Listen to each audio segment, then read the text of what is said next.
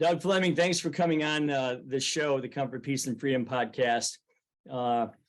You have done so many things. Veteran of the United States Navy, instruction entrepreneur, business consultant, life coach, veterans advocate, which I think is really, really cool. And I'd like to focus our time today on your time in the service and the things that you do and promote after that, because I think it's great. And I think I want to say, not only for me and my family, but for everybody listening, thank you so much for your service, defending these very precious, and it seems like even more precious freedoms we have today, because they're constantly under this insane attack. And I know you see it on TV and I see it as well. Like what is going on in this world? So thank you for getting us to this point. Hopefully we can hold on to it for the rest of the way. Sounds good, Ken. Great to be here. So my father went into the Marines when he was around 17. And I know that was about the time that you went into the Navy. Can you tell us why you decided as a young person to join the Navy? I know everyone has their different reasons, but 17 is pretty young. Can you tell us why you decided to do that? It's kind of let me see if I can give you the cliff notes and keep it short. Didn't have a lot of options in front of me. And the military was the best option, both for me personally and to figure out, what to do with life post high school. So I was already on my own, but on my own out of my house for years by the time I enlisted. So it was for me going in the military, it was a natural transition. But I had a feeling as far back as I can remember that I was going into the military, even before I was a teenager. So, explain that. So you're at 17, back in your day, I would venture to say that young men were a little more independent and forward thinking than they are today. I would and certainly more brave than in some levels on making major decisions.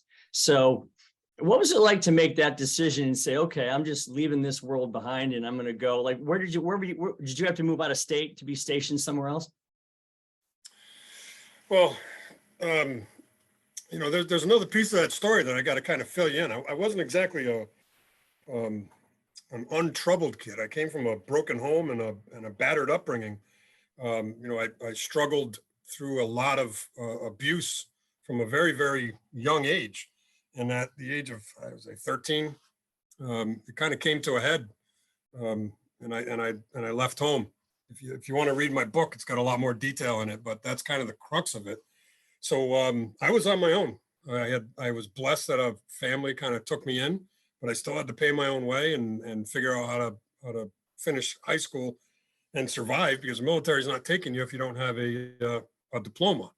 So I got into some trouble. I got into some scrapes, and one of those gentlemen in a black robe who sits up on a higher perch was encouraging me to show him enlistment papers. He was gonna kind of look the other way on something else if I came back with my enlistment into the Navy. So I got in before I got out of high school, but everything was contingent on getting that diploma. So there was a lot of weight on me from the legal side, from the military side, from the fact that I really didn't have a place to go once I graduated. So there was a lot of pressure from a lot of directions, and the military offered me an opportunity. And honestly, it was kind of built for the military. So I was looking forward to getting into it. So what, for those of you listening, what Doug's talking about is he wrote an amazing book called 2,442 Steps to Crazy. And we're going to get into talking about that book in just a minute. I wanted to get a little background here. So you're 17, you go into the Navy. For anyone who's younger out there who might think to themselves, I'd like to know what that experience was like. Can you tell us, like in your first 30 days, what was the worst thing that happened to you, the worst part of the experience, and maybe conversely, what was the best part of that first month or so, getting used to that? I mean, from stepping onto the plane and getting out of the MEP station and heading into boot camp? Yeah, exactly. I got to tell you, it was a little bit unnerving because it's all new and you're getting on an airplane and traveling. I went from Connecticut to San Diego where I went to boot. But you know, ironically, in book 2, you'll see a few things that happen, or book 3, you'll see a few things that happened to me in that transition.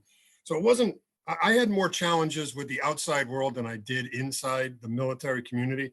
Once the boot camp formed and we kind of hit the barracks and things settled in, to me, I got to be honest with you, I expected boot camp to be a hell of a lot tougher than it was. So for me, it was more boring and kind of mundane than anything else. Now, again, Navy boot camp isn't the Marine Corps, so it wasn't exactly a difficult. Was it 13 weeks, 15 weeks, 16 weeks, whatever the hell it was?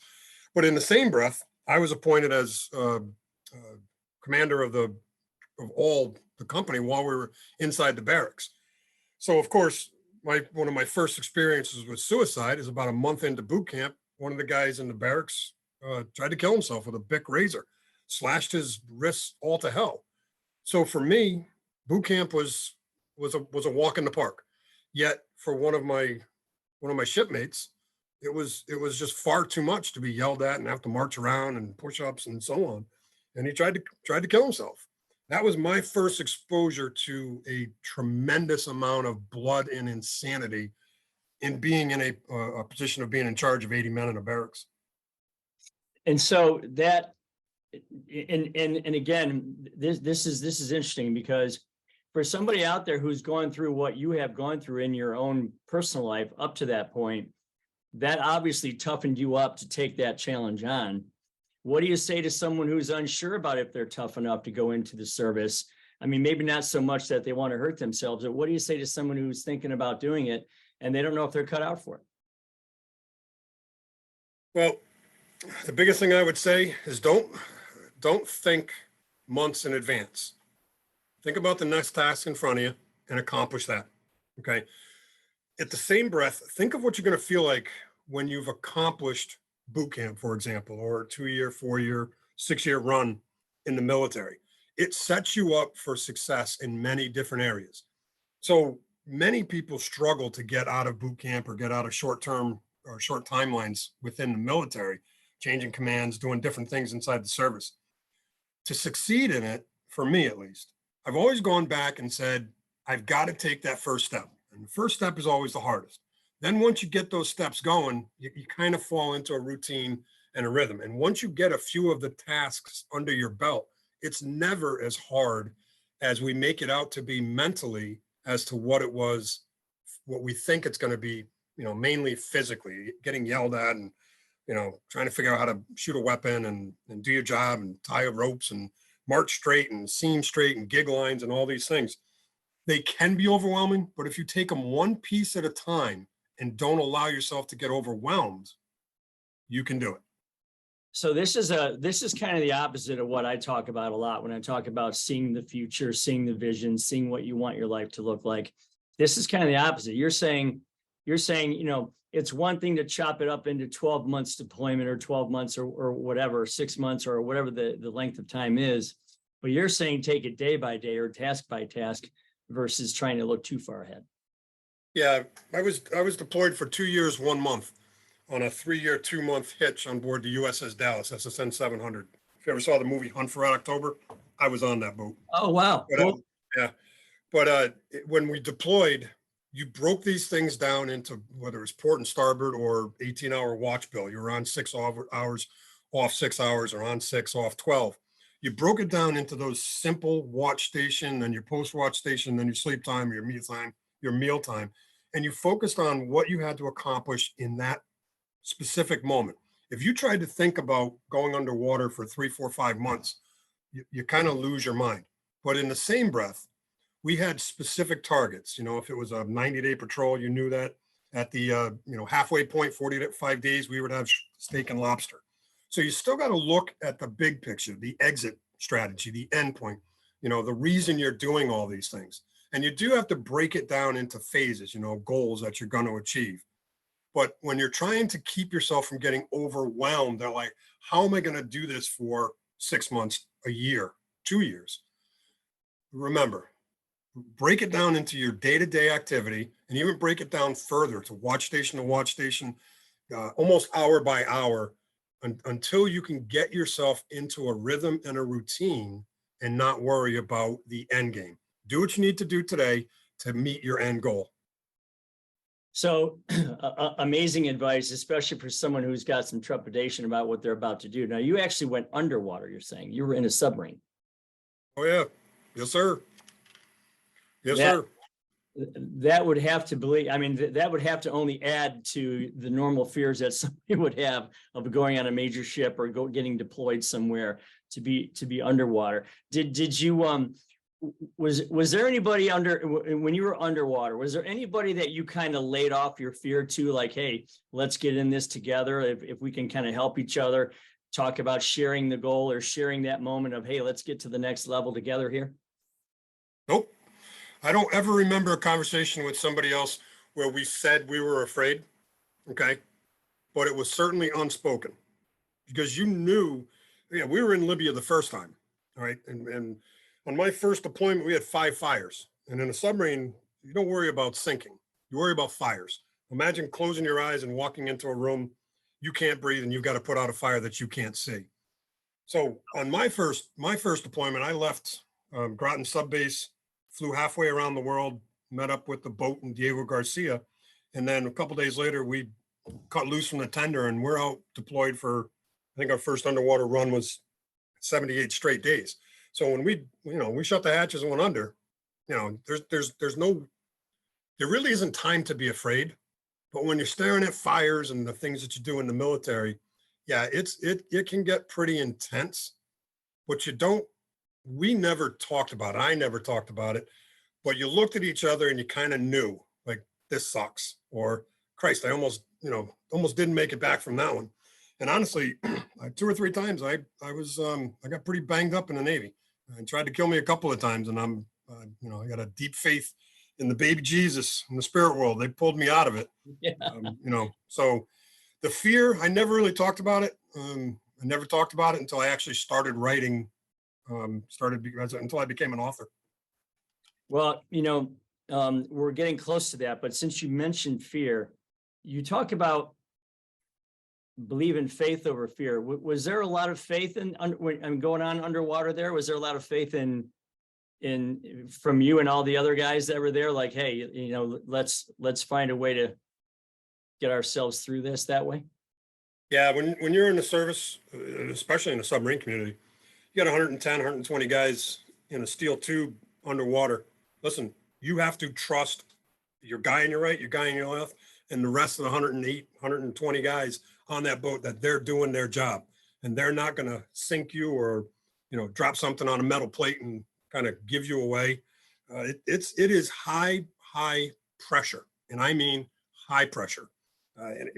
There's so much to it. It's hard to kind of explain it in a short discussion, but you have to trust without waiver that when the general alarm goes off and it says fire in the machinery room, nobody talks. Everybody just moves. So you have to know that everybody's going to where they need to be, and everybody's doing what they're trained to do. And if it is an instinct, then everything is going to implode. Again, imagine, if you will, just put yourself in a box, light something on fire, and see how quickly smoke and fumes and everything else happen. Now do that underwater. And then again, do it in a military environment, someplace where, you just can't jump up to the surface and say, hey, let's surface and kind of get out of this. No, it is fight the fire, succeed in the fire, or die. And that's where fear there's no time for fear. And in the same breath, you have to trust everybody that they're not going to fail to do their job. So you talk about dropping a fork or a knife on a plate, not to give you away. Tell me a little more about that. You're talking about to give away your position from the sound? Yes. If you've ever clicked 2 rocks underwater, it'll hurt your ears, right? Okay. So imagine metal on metal, a submarine, and think about how far that noise can travel, right? So when you don't want to be found, or, U.S. attack submarines, one of their key roles was tracing Russian subs, right?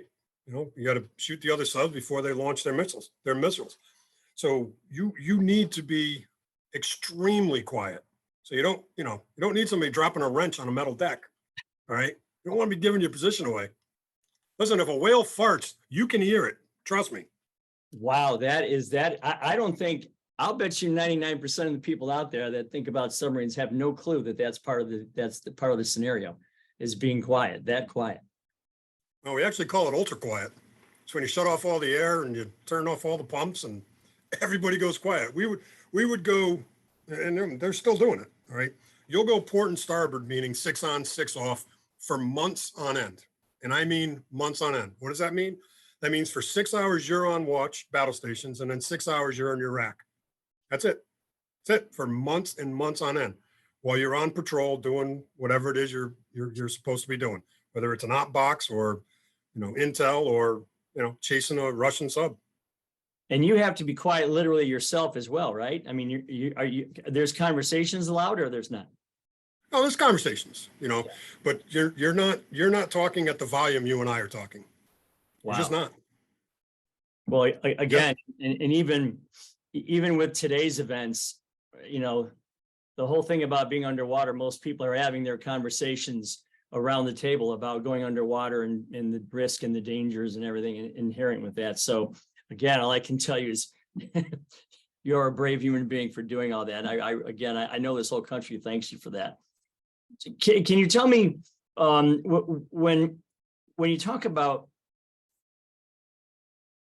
I want to say this culture that kids have today, how do we get more kids to think about what you've done and the experiences that you've had and to appreciate the fact that this country is only a couple of 100 years old and it is what most people call an experiment. The democracy thing is still an experiment in the making. How do you get kids to understand how absolutely valuable not only a gentleman like you are, but the freedoms that we have and how fragile that is? Well, I guess it would start with losing that abject obscenity of self above all else. That's the thing I see the most. If you look at the submarine community, at least when I was in there, this wasn't what are you doing for me or it's all about me. This is about what is everybody doing together. You worried about the community. Again, that's the way I grew up. I worry about the rest of my family. And what I see in this generation is it's a me generation, a selfie, and I'm the important one. What I see happening is a lot of the liberties and the freedoms that I had, whether it was not being tied to a computer or a phone, having conversations and doing things that I don't see young people doing today. I think the loss of those freedoms that's happening now, right? The loss of privacy, a big one. I think those things are starting to catch up with the younger generations. I think like for me, I had 2 grandfathers, one in submarine force that did war patrols in Japan, off the coast of Japan, and one that landed on the beach in Normandy. So for me, I had a lot of warrior mentality around me, so to speak. And if 20 years of war from this country, I think that generation from 2000 to 2022, whatever that cycle is, as that generation, that 20-year window keeps moving forward, I think what they're breeding is the next generation, the next great generation. That's what I think. And I think we're just in a swing down of losing parts of us, and we're realizing it. The older generations, the middle, and some of the youngers, they'll start seeing as we start swinging back out of this, cycle of insanity, I guess is the best way to put it. But I have to believe that a generation that went to war for 20 years to fight for freedom in an all-volunteer force, 20 years. Remember, World War II and all the wars prior, there was a draft. There's been no draft since post-Vietnam. Was it 86 was the last time we had a draft in place? So it's all volunteers. So again, I think all of those pieces coming together are a key part to where we're going.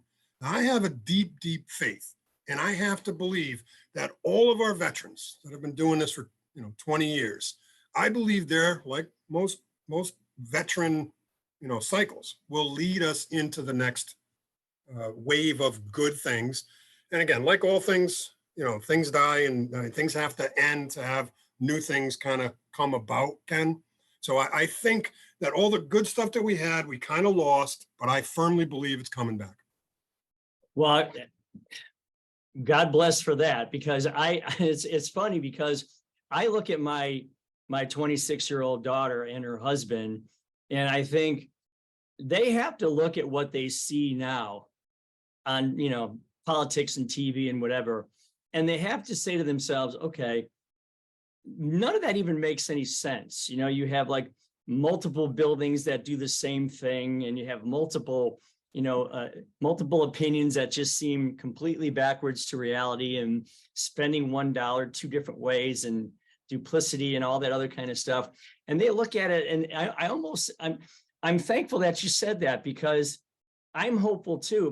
My daughter and her husband seem so much more pragmatic and so much less emotional about a lot of these things. Like, well, okay, 2 + 2 = 4, and that's it. It's not 2 + 2 = what we think it might be one day and change the next.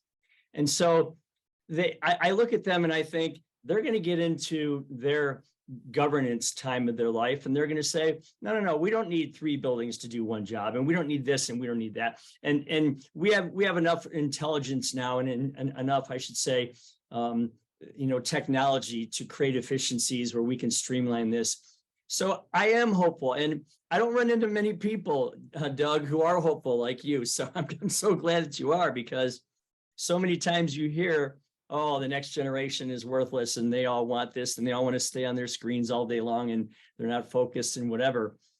But I have to believe that isn't true, and I have to believe that there's hope that that's going to happen, and I have faith that it is going to happen. So when I talk about on my podcast, I talk about how there's several ways to be successful. You can go to college, get a higher education degree.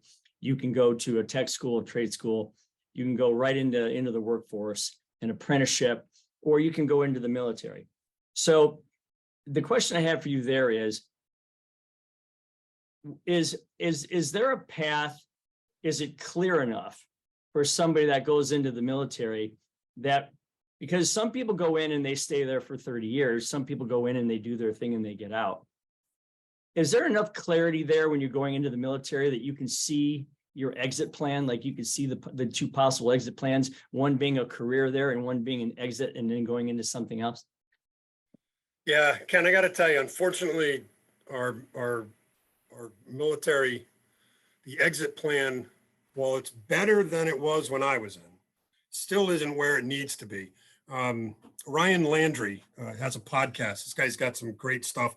He's focused on that transition piece. He does a lot of podcasts or this podcast stays focused on transition. I was on with him some time ago, and he's doing a great job with putting the spotlight on that transition. So the short answer to your question is no. Most of the time, especially when you're young, 22 to 25, 26, if you're coming out of the military, you're kind of lost. You want to lean on what you did in the military, but everybody from the military, everybody out of the military that I talk with, they say the same thing. It's like, I don't fit in. And I said, I know. So one of the great things I enjoy about you and your show and what you do is you talk about things like construction and the trades. So for me, when I came out, I was as lost as it gets. And I was discharged from the Navy to the VA and handed a disability. Now I'm really out of whack. So that's a whole other discussion. But I ended up going into construction, and I knew I had a body so I could do some hard work, and it always made me feel better to do that physical work. And then I kind of started studying it. And I realized that since World War II, when everybody came back and Levittown kicked up, they changed from a carpenter building a whole house to just doing it in individual trades. Because I was having such a hard time getting somebody to explain to me each aspect of the building trade, Ken. So Right. I set myself out to learn every single aspect of how to build a house. And I went from being a laborer to somebody who owned heavy equipment and learned all the operations of road building, all the operations of concrete, framing, roofing, siding. I'm a layout carpenter, layout framer, finish trim, cabinets. There's not there. I could build, and I've taught my sons to do the same thing. They could build a house from the trees to the keys all by themselves, with the exception of MEP, mechanical, plumbing, and electric. Now saying that, what I'm watching, Ken, this is another reason why I'm optimistic, and again, I have a deep faith. My optimism tells me by watching, as I kind of started transitioning out of being the warrior and into the wise man, so to speak, the construction industry was at its pure bottom. You couldn't find framers to save your life. Now here in New England, or at least in this part of Connecticut, framers at $5 or $6 a foot. That was the high end. Now it's at 12 to 14 bucks a foot. All right. And we're watching the transition of everybody coming back into the trades. It's now fashionable to be a plumber, a framer, a carpenter, a home builder. But there's very few people that know how to both mentor and understand both the industry and the building process. And there's so much to it, the banking, the finance, all of that stuff. In 70, 80 years ago, there was a lot of people in the pipeline that did that, as you know, Ken. So what I see is a hunger of this generation. Again, I want to call it the 2022 veterans, right? That 22-year window. I see them pulling us right back into what we used to be, a strong economic force behind the trades. Last part of that little piece is, you want to go spend $200,000, $400,000 on college to get a $40,000 or $50,000 job. I got a friend of mine who's making $300,000 a year, as a framer. He's got a 4-man crew. He's got probably $200,000 in equipment, but he makes $300,000 a year as a framer with 3 guys. Loving it. He's loving life. You're so speaking my language. It's really insane. And I always talk about the perfect storm that we went through. And it seems like it began right after I graduated high school, because in my high school, and you'll remember this, you could walk down the hallway and you could see somebody changing the transmission on a Mustang, or maybe welding something together, or maybe turning a table for a leg for a table, or even hairdressing or baking or whatever. You could see in shop class those types of opportunities. And that's where people accidentally fell in love with that career. I mean, they would say, wow, this is really cool. I didn't know this existed. I'm now building furniture and I think it's awesome. I want to be a carpenter or whatever. And they replaced those rooms with computers when they got rid of all that equipment. And I thought, okay, I get it. We need to learn computers, but why couldn't we have done both? Why did it have to be one or the other? And then, you pair that up with the fact that when I was younger, my brothers and I went in the woods and we built tree forts with lumber and nails and hammer. We did the whole thing, right? You're not doing that when you're building a city on your cell phone and you're staring at a screen all day. It's not the same experience. So now you've got colleges out there that are saying to guys, to the sons and daughters of you and I, if you don't come through our path, you're not going to amount to anything. And I look back at them and I think, okay, so that's never been true in the history of our country. It isn't true today. And based on what you're doing to steer all these young kids, you're creating such a huge supply and demand problem right now that you're actually making the case for us that, yeah, he or she who decides to do what everybody else isn't willing to do is going to have a really great life. I like an amazing life. And I'm like you. I know guys that are stonemasons that they make $250,000 a year and they have no one to leave their company to. Yep. They're retiring. I know electricians I know plumbers the same way. My daughter went to Princeton, but he's just going to be a plumber. Really?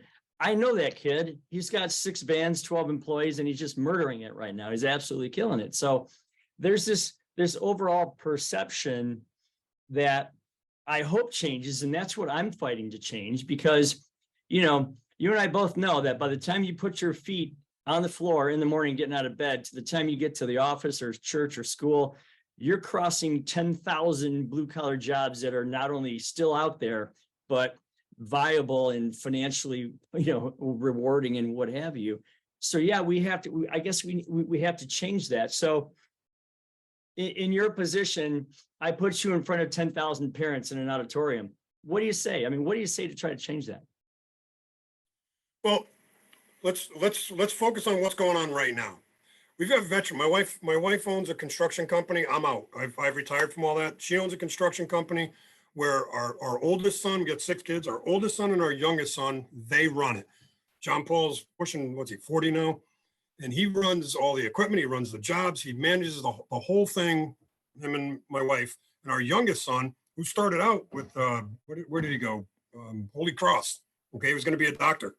And he said, it's not for me. He wanted to come back and he wanted to go into construction. He started a company himself, doing well on that. And now he's running the construction piece. I would tell that group of 10,000, look at what our veterans are doing. And this is a great piece to both talk to that crowd, the parents, and the veterans.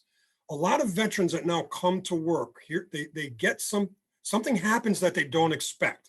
One of the recent veterans who's suffering PTSD, he's going through the VA, he's doing all those things that I'm helping with, okay?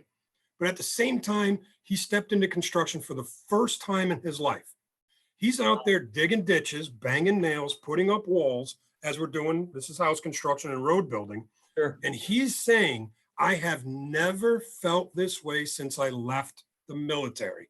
Every single day, he's got that feeling of accomplishment. When he gets up in the morning, he's excited to get there because he's going to do something that gives him a physical reward and then a spiritual reward, as I call it. When you build something and watch it go up, it's exciting. Like you say, Ken, it's not on your phone. You're building something on your phone. What is that?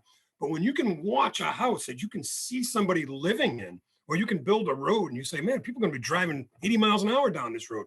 It gets excited and it's very, very rewarding. So what I would encourage parents to do is to take your children to places that'll give them that level of reward. When my kids were young, I sent them up in a plane. I said, go see if you like flying. They went parachuting. They did all this crazy crap that I could think of so that they would get exposed to certain things. Of course, I exposed them to construction and, the bulk of them, I don't want anything to do with that. It's dirty. It's everything else. But the crazy part is they all seem to filter back, whether they're working in construction or they need those skills because they own a house or they want to build a garage on their house or a barn on their house. Okay. So to kind of close that loop and give you a direct answer, I would tell those people the first thing you have to give them is faith. You have to give those kids belief, and you have to trust that they're gonna find a path if you keep throwing things at them. Say, hey, listen, I tried this in life. I tried farming in life. I tried these things. Because right now we're teaching our 38-year-old daughter and her husband how to farm, and we've got largest garden we've had in a long time because we're hands-on turning that information over as they're realizing the cost of vegetables and fruit is what, 4 or 5 times what it was. Yeah. And now they're looking at me and saying, this is $200 a week or $400 a week in vegetables that we're not paying. So I would say, Ken, that the biggest thing is to keep the faith and keep helping them, your children, see more and more options until something starts sparking inside of them, and then help them. Don't give it to them. Make them do the work. All right. Remember, we're parents. We want to do so much for our kids. Oh, yeah, for Look, sure. you can't. They've got to earn it. Just like boot camp. You got to earn your way out of boot camp. You got to earn your stripes. Same thing. Help them by using your wisdom. This is one of the titles of a book I'm halfway through, so to speak. Warrior to wisdom. Okay. We like you and I, we used to be warriors. We used to be out there doing the battle every day. Yeah. Now we're called to turn that information over. So that crowd of 10,000, listen, your kids are listening to you, even when they tell you they don't like you, they're not listening to you. I don't want to hear it.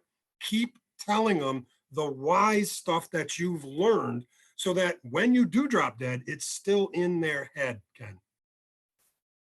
It's so funny. I actually wrote a letter. It's on my website. I wrote an open letter to parents and I said, I get it. I'm a parent myself. You birthed your child. You clothed your child. You fed your child. You've raised your child. You've tried to keep them safe. You tried to give them basic things. You sent them to school, K through 12. You did the things that you're supposed to do. Okay. And then for some reason, now all of a sudden in the past 20 years, you feel like you're not done with them unless they have a college degree in their hand. And it's I don't know where that came from. I mean, it must be really good marketing on the college people's parts, because they don't even feel like they're done, creating their child or raising them to their fullest extent unless they have this degree. And I think that's one of the things that we need to kind of undo, is the fact that, are you looking to say that you finished raising your child because he or she is highly educated, or because they're self-sustaining, they have a passion for what they want to do, they can get in and out of situations, they can critically think, they can change a tire, they can rake a yard, they can dig a tree? I mean, what is it? Okay. Are you looking for an educated person or a financially self-sufficient person? Not that they're mutually exclusive, but you know what I'm getting at. I mean, what's the total goal here? The goal is to create someone who can be a contributor to the world and be happy with themselves. Okay. And that's why this stand back moment, and you just mentioned it, and I'm so glad you did.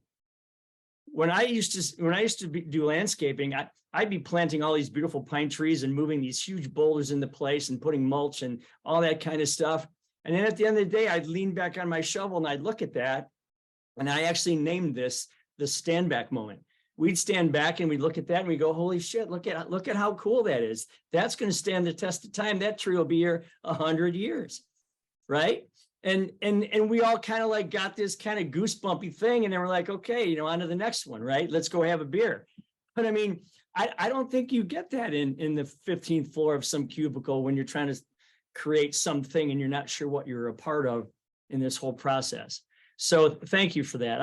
I'm so glad that I'm so happy to talk to you today about that particular piece.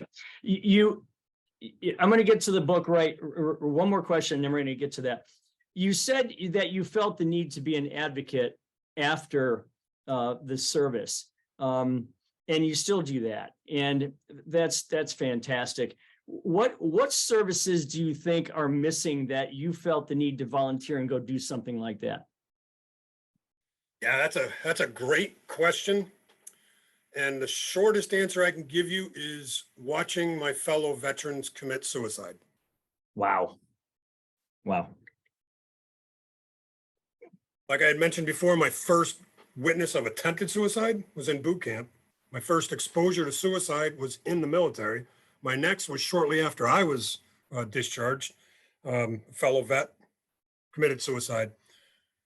And once I was inside the VA system and I saw what was going on, and again, this was post-Vietnam, 7th floor of the Boston VA, which had patients lined up in the hallways.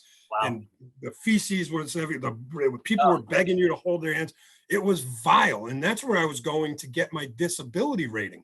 And I kid you not, it was literally some kind of doctor, and I was in a closet. There was literally a broom there, and there was 2 chairs. Okay. So it used to be a broom closet. And that's where I got evaluated for a disability. And over time, and fighting with the VA to try and get treatment and get a plan, a course of action, that would never happen. And back then, you had to go find your records and walk around with them. What I learned, what I'm trying to tell you is I learned that the VA causes PTSD. The VA causes more trauma within a veteran than a veteran can even understand. You sign a contract that says, listen, okay, if you get hurt, there's no workers' comp, we'll take care of you for the rest of our life, we'll write you a check. All right, well, you go, okay, let's go. And then you find out that you have to battle tooth and nail every step of the way to get any of those benefits. That's where I have that warrior mentality, and it just kind of transitioned to helping people because people were hearing my story. And then they started asking me, well, how did you do that? And eventually I would just bypass the whole damn system, and I would pick up the phone and call the chief of staff at the campus, wherever the hell I was.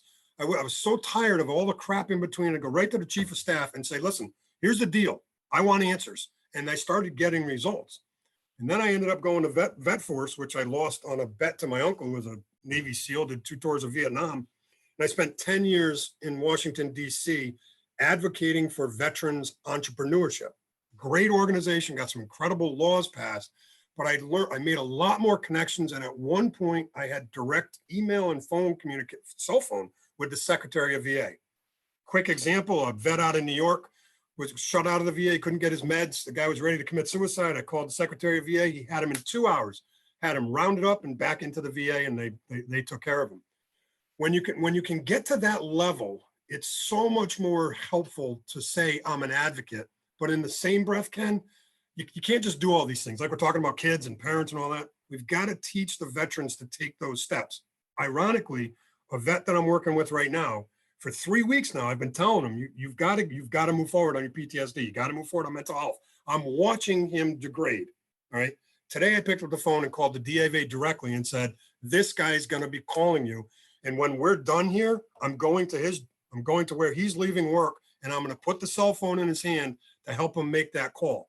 Now, the reason for that is I'm worried that he's this close to being a statistic, 22 a day. Yeah. For me, becoming an advocate was twofold. Literally veteran suicide firsthand witness. And second, my experience with the VA for almost 40 years has been such a nightmare, to be polite. I, by default and by warrior mentality, became an advocate, and I have such a loud mouth and such a booming, coming out of me, that it makes it easy for me, and I don't worry about who to call. The last thing I'll say on that is I had to learn to undo a lot of what I learned in the military. Chain of command. You go to the VA and you're thinking chain of command. I tell somebody and the next person is going to take care of it. That's not how it works.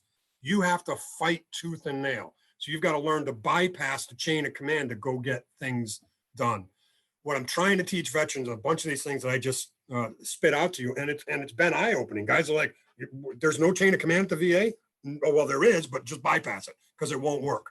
And lastly, I guess on one of the reviews of the book, it was written by a VA therapist named Maria Wren. That tells the tale of what it is to be a veteran fighting for your rights, and her on the inside saying how difficult it is for the veterans from the inside. I have to tell you, I don't think most people really understand why we don't just make this the most amazing process for returning veterans. I mean, look at what they've done. So you pick up a gun that weighs 40 pounds, you carry a 100-pound pack on your back, you go sleep in the desert in a hole that you dug, you walk miles a day with this 100-pound pack, and it's 105 degrees out, and you're hoping your next meal is going to be good. You go do all that and then get shot at. And tell me when you get back, you don't deserve the best freaking treatment there is in the world. I just don't understand that. And I think I'm not alone. There's a lot of people that just don't get, we're funding all of these ridiculous programs in the government, and yet it's hard for you to get what you need after you were dodging bullets or living underwater in a submarine for months on end. I don't really get that. And that's probably a whole nother conversation, but. Well, let me jump in there because this is really going to spark you on this. I didn't get any legitimate treatment until the recent laws changed that allowed me to go to private care. I have had more success in private care in the last handful of years than the previous decades. The VA said, literally, go home, lie down, and prepare to die. There's nothing we can do for you. Wow. Okay. And I turned and I said, I won't say what I said, but you know where I'm going. Yeah. Okay. Yeah. And now I'm up at Yukon Health, and these people are godsends. They're chipping away at each problem. I'm getting my thumbs replaced because the excruciating pain is just, finally, I've got some answers on this. They solved a problem in my neck with shots and treatment and other things. First time ever. The last time I got a shot at the VA, I'm kid you not, the lady jabbed me right in the shoulder, squeezed in. I was in pain for 3 weeks. I swore then I would never go back. And I was about 8 or 10 years ago outside of primary care. So the way to answer that question is, to me, is very simple. All political people, politicians, all of them must use the VA. If you're employed by the federal government, you're required to use the VA. Full stop. That is your health system. Second, if you're a veteran, your ticket was already written that you can choose your private care. Period. Full stop. And you'll turn this thing on a dime.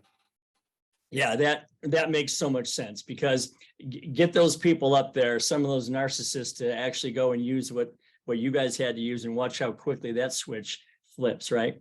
Yeah, well, Yes, sir. thank you. I hope everybody hears that, and I hope that we can get that out there. So we're gonna get to the book. 2,442 steps to crazy. It took me a minute to figure out who crazy was, and then I got it. And I got to tell you, if you think it's brave to be underwater in a submarine, try writing a book about what Doug went through, because this is a sobering tale of what it's like to live in an abusive household. And first off, let me just get this out. What's the title about? 2,442 steps to crazy. Yeah. So, taking that first step to do something that you don't want to do is always the toughest, right? Yeah. And then there's sometimes in life that even if there's, say, 2,442 steps that you have to take to get somewhere, every step, whether it's the first one or anyone in between, is just as tough, except the last one. Because that final step, 2,442, I would enter that world of insanity. So when you read the book, I don't want to give away the full meaning. Let people kind of figure it out later in the book. I encourage everyone. I'm going to show it again. I encourage everybody to read it. This book is really good. Well, the other thing I didn't know, and this is a little crazy. Remember I told you I had a deep faith? In the book, you'll see Bethany. I called her up and I said, hey, listen, I put you in a book, and she's like, oh, it's all good. She called me back and said, so I read the book, and I also Googled 2,442. Where did you get that number? I said, well, it's the actual number from, you saw it, but, Yeah. And she goes, did you know that was an angel number? I said, what? No way. So Wow. she had Googled, if somebody Googles 2,442, it's actually an angel number, and there's only a couple of them. So it kind of gives you goosebumps when you don't realize something like that comes around, especially after you've read the book, right? Wow. That is really cool. That adds a whole nother layer of mustard to that. That's for sure. Right. Who's the reader? Who do you want to read this? Yeah. So I haven't really personally identified who I want to read it. If I had my preference, it would be anybody who's struggled with any form of trauma. If I really had to, if I could pick a group, I would say every single veteran, read this book. Read this book. Most, should I say most, many, so many, a lot of enlisted veterans come from some form of broken home. Okay. I don't want to classify every single enlisted person came from a busted home, but the guys that have been, who have enlisted at 17 or 18, you know what the hell I'm talking about. Yeah. All right. You went in the military at a very young age because you were either trying to get away from something or trying to get to something. All right. So if you've been through things in your life prior to joining the military, part of the reason I'm telling my story is to help you tell your story. Because what I didn't fully realize the importance of that timeline that I wrote about in book one, and until Maria Wren, the VA physical therapist or mental health therapist, had written the review, who identified how critical it is to talk about your early childhood trauma so that you can move forward on your military, for example, trauma. If you're in the military, and again, people that go to boot camp and can't take it and try to commit suicide, that's trauma to them. And I can't gauge it. I can't say to anybody that my trauma is more than your trauma or their trauma is less than my trauma. I can't. Trauma is defined by the person. It is. Period. Full stop. Okay. How do guys go and become Navy SEALs when people can't barely get through boot camp? Those guys can handle trauma differently than people who haven't had. Okay. So somebody's trauma is solely their what they see it as. This book is meant to tell you, if I can survive, you can survive. I guarantee you, if you read this book, you'll relate to many different things in your life that's in this book. I've had so many people come and tell me their story, and that's kind of where it unfolds, meaning what I'm trying to do is I'm trying to get people to talk about their trauma. If you want to learn to start healing, you've got to tell your story. So I've opened up myself to listening to people's stories. And I'll close that with this. I spend a fair amount of time talking to veterans' families, almost more than I talk to veterans. And when they ask me, well, what do I do? when my brother, my spouse, tells me about these things? My answer is listen. Don't analyze it. Don't critique it. Don't try to Don't solve do it. anything except listen. If they want to be held, hold them. If they want to be questioned, okay, they'll tell you, but don't start asking questions. Just listen. Because most veterans, and I don't know any veterans that I've ever met that have said it differently, they just want to be heard. Once I started telling my story, I realized how much I was letting go, Ken. I was shocked at how much was coming off of me. And now that I'm listening to many people's stories, whether it's child abuse or trauma in the military or rape, as they tell that story, I can watch their eyes start to come back, that glow, that piece of life that they lost starts to come back. So that's kind of the rewarding part for me about telling the story. See, and again, thank you for that. It's so important for people to hear and to know this, because again, we're putting people on buses and planes and trains and sending them to foreign places and asking them to put their lives on the line so that we can go to a restaurant this afternoon and have a meal and outside on the sidewalk and, not fear for our lives, right? Or be oppressed in any way. It's so important for people to hear what you just said. You actually took my next question, because my next question was, did you write this as a therapeutic event for yourself, as well as having other people read it? No, I didn't, but the VA mental health, that I spent 10 years, 15 years dealing with, and then private mental health, they all said the same things. They all kept trying to get me to talk about my childhood. I said, I don't want to talk about my childhood. Okay. Yeah. And again, remember I told you I've got a lot of faith. I didn't want to tell this story, Ken. I didn't. I didn't understand why the story has the timeline that it has until recently. Okay, that's book 1, book 2's on its way, and then book 3 will be the military years. Now I understand why it's in that timeline. But I didn't want to tell the story. I had to get slapped around a little bit by, as I like to say, the baby Jesus and his helpers. All right, they knocked me around a bit to get me, and they sent a few messages that said, write the damn book. Okay, and then they wouldn't leave me alone. And finally, I sat down and said, I wrote the book. Only after that did I start feeling the release. Okay, and I'm telling you, it's becoming as rewarding as getting out of boot camp, or my first child being born, or grandchildren, or all those major milestones that we kind of think back on. This is becoming one of those moments. Again, it didn't happen overnight, and it took a lot to write this. There were days where I didn't talk to my wife, and I'll close that with this. For all you folks who have never told your story, neither did I. As I like to say, I've been with my wife for 50 years, and I never told her any of what's in the book or what's coming in the next books. Okay. Wow. In that first book, when it was done and published, I handed my wife a copy, and that's when she sat down and read the book and learned what I went through. She spent a few days, it was pretty emotional. I'm sure she spent a few days thinking, how did this all happen, right? And how did you keep it so buried? Yeah, which it's amazing, because now you're not only showing people how to get rid of it, but I mean, not how you got rid of it yourself, but how they can get rid of it by just telling the story. And I think it's really cool that you say, don't try to fix their problems. Don't try to comment on their problems. Just listen to what they're telling you and let them get it out, because you're doing more service by allowing that to happen than to try to stifle or change those conversations. So in my book, I always talk about the 3 favorite words that I have that kind of interconnect with each other, called comfort, peace, and freedom. And I've asked everybody that I've had on my podcast the same few questions. So I'm going to throw them at you real quick. So I think that you're sitting in what looks like a very comfortable place right there.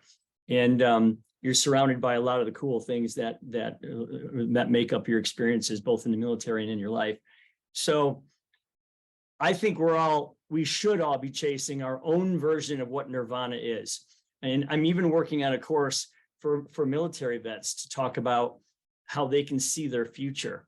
And they have to define it as to what does their future look like to them if they could get it the way they want. If they could live this way, man, that would be so cool if I could live this way at this level.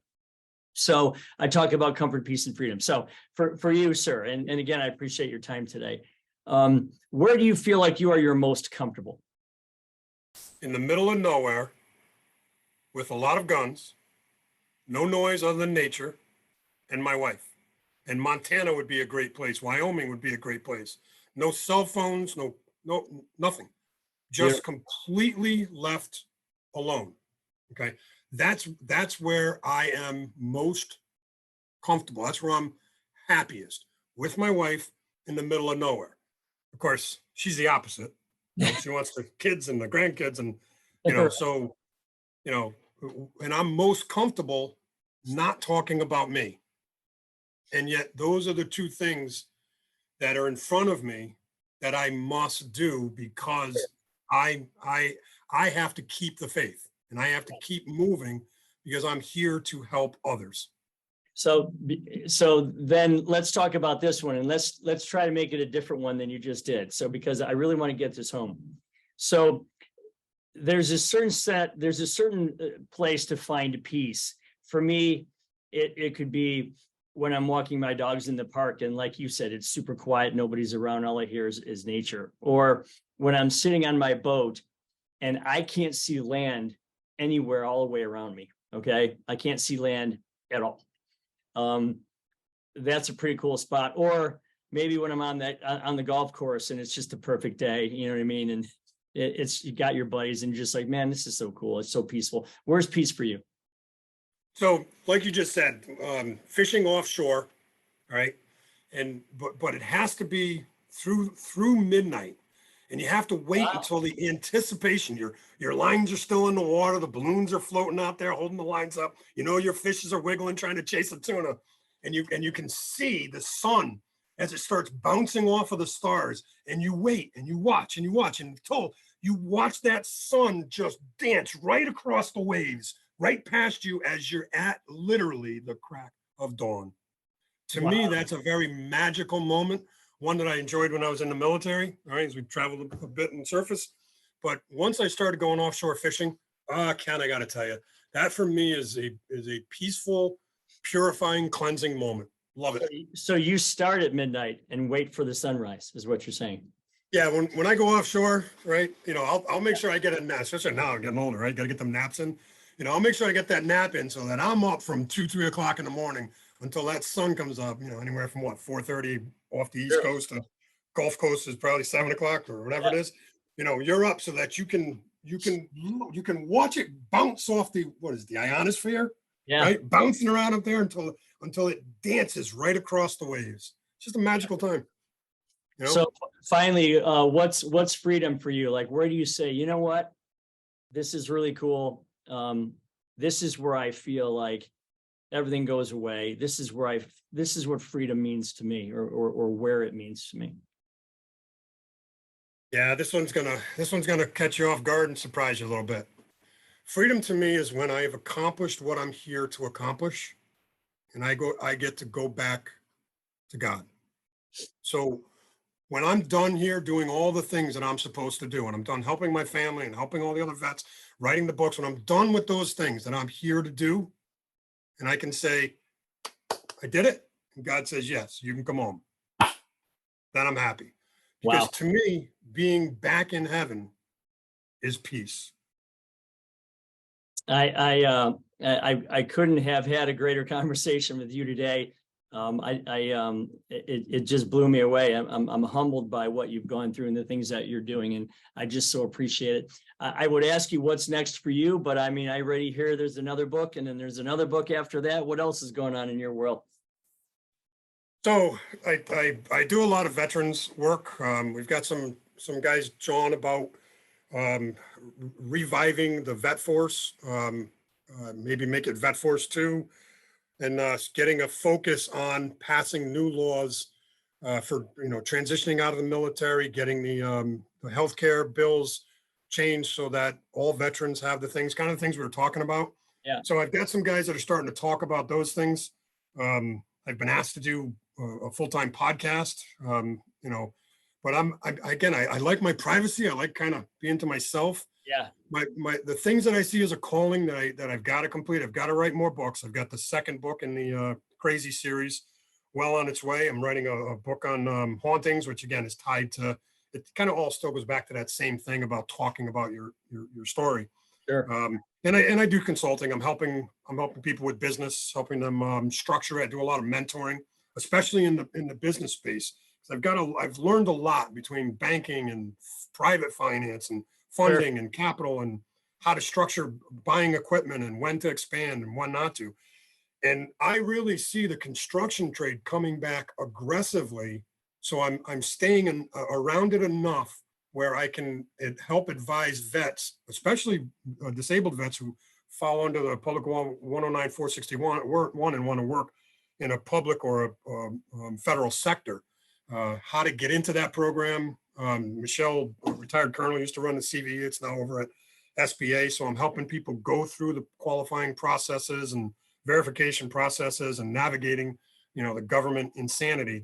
That's the hard part. The easy part is helping guys kind of understand how to put the parts and pieces in place to get their business. So it's an F Corp, an LLC, and, kind of that nuts and bolts of, of business, And then, my wife's company, she hires a lot of vets and they're growing. So, I'm trying to help vets find jobs. And at the same time, I'm always helping vets navigate the VA system. So while I'm retired, I do a crap ton of volunteer work, for our fellow vets. So. No, that's great. Well, again, hats off to you. Thank you so much for being with us today on the Comfort, Peace, and Freedom podcast. I know that they can get the book, 2,442 Steps to Crazy, which is Believe in Faith Over Fear. This is the beginning. This is just book number 1. Here it is. And you can get it is it blackhawkbooks.com? Is that where you go? Yeah. If you want to save some money, get it on Amazon. Okay. If you want to get it through the Blackhawk website, it's more expensive, because you can't compete with Amazon. They get the cheapest rate. Oh, yeah. But you can buy it through the blackhawk.com website, but Amazon's just as good. But it's 2,442 Steps to Crazy by D. Paul Fleming. Okay. Perfect. Thank you. I appreciate your time. Appreciate you being here. It was a great conversation. And again, love to catch up sometime again in the future. Love to. Keep the faith. Keep moving forward.